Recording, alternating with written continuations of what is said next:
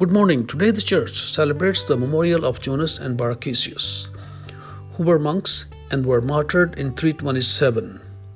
They yielded up their heroic lives, praying for their enemies, while their pure souls winged their flight to heaven, there to gain the martyr's crown, which they had so faithfully won. King Sapor of Persia, in the year 327, the 18th of his reign, raised a bloody persecution against the Christians and laid waste their churches and monasteries. Jonas and Barkisius were apprehended for having exhorted the martyrs to die.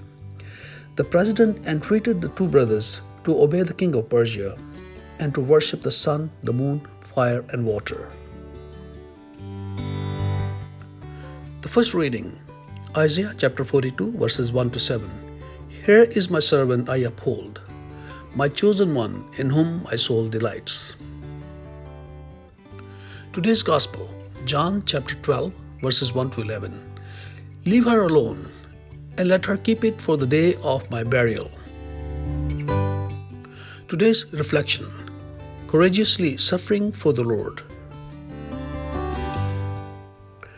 During the Holy Week, the Sunday school teacher told her students about the martyrs of the 4th century, how they went through the persecution but stood firm in the faith in Jesus Christ. She told them that when the Persian king asked them to worship his idols, they answered that it was more reasonable to obey the immortal King of heaven and earth than a mortal prince. She told them about St. Jonas, who was beaten with knotty clubs and rods until his ribs were visible, but he blessed God. Then he was chained by one foot and dragged to a frozen pond to spend the night there. Later he slept in the Lord.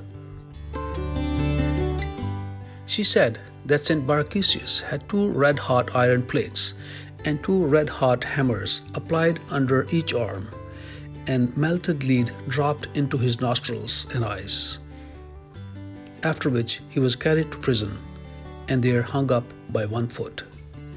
How courageously we suffer for the Lord Jesus.